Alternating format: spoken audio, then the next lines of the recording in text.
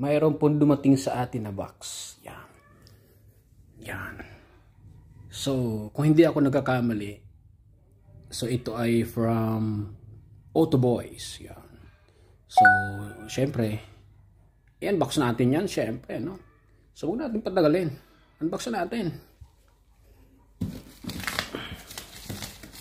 Yan. So, ayan na. Yan.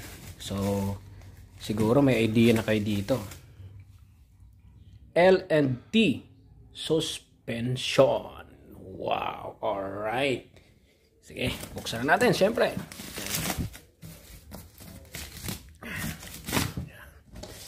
Yan. So, sa mga nakapagpagawa na sa Auto Boys, so, may idea na kayo kung ano to. Buksan natin, syempre. Iyo. Yan. L&T suspension lowering spring kits para sa ating Toyota Vios. Yan, para kay Arsa inyo. So, syempre, sisilipin natin to, no? Yan. Okay. At sasamahan nyo ako sa pag-install nito. Yan. So, pupunta tayo sa isang trusted auto shop para ma-install to. So, ayos. So, ano pang hinihintay natin? Abangan nyo na lang. Let's go!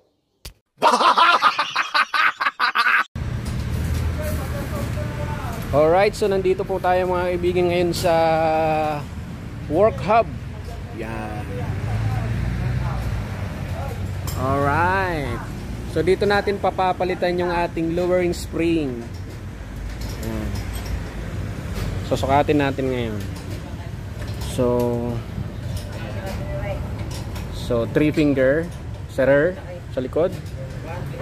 Yan yung space bago mapaltan. Yan, kagaya ng ginagawa ni Auto Boys. Yan. So hindi pantay yung ano. Okay, sa likod. Yan po yung ano, i-check natin. Dito sa front, ba, alas 4 fingers mga kaibigan. Yan. So, check natin mamaya kung ano magiging itsura nito pag napalitan yung harapan. So, shoutout sa Work Hub. Yan. Auto Shop. May page ba tong shop nyo? Meron po. Meron? Ayan, so ilalagay ko sa video ha.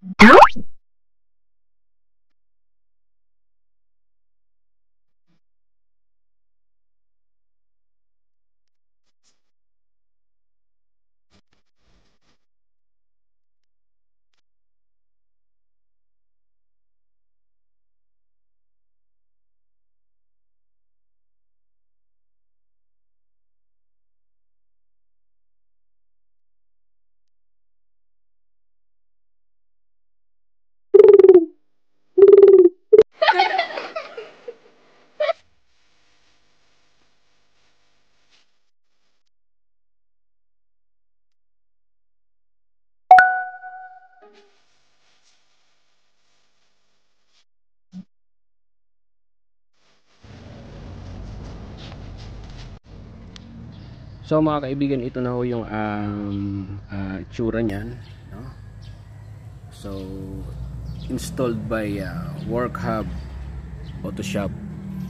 So gawin natin yung ginagawa ni Auto Boys, ano? So dati kung napansin nyo nung bago to ginawa, so ito nasa almost 3.5 fingers yung clearance, pero ngayon mga kaibigan ay nasa pag diniretso natin siya hindi kasya. So I think mga ano to 1.5 fingers na lang. Ayan, so na po yung nangyari dyan. Yan po yung sa front. Ayan. So tingnan natin dun sa kabila. Ayan. Okay. So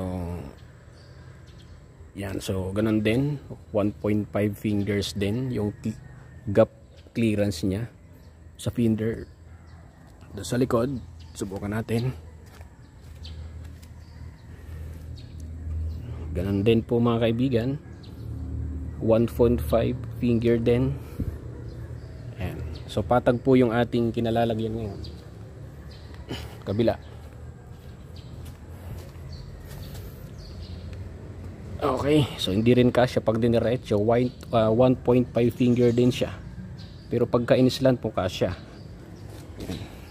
Yan din dito. Kasya pagka patusok, yan, pa-islant. Pero pag diretso, yan, sure 1.5 finger yung gap clearance niya. Yan. So yan po yung itsura niya. Yan. So shoutout sa Auto Boys lowering spring. Yan. Then shoutout din sa Work Hub Auto Shop sa nag-install ng ating spring. Then para dun sa mga interesado ho dun sa stock spring nung pinagpalitan nito, PM nyo lang po ako mga kaibigan. Nandito lang po yon. At baka magkasundo tayo sa presyo. Yan. So yun lang mga kaibigan. So abangan nyo ang next setup ni Arsenio. Bye bye.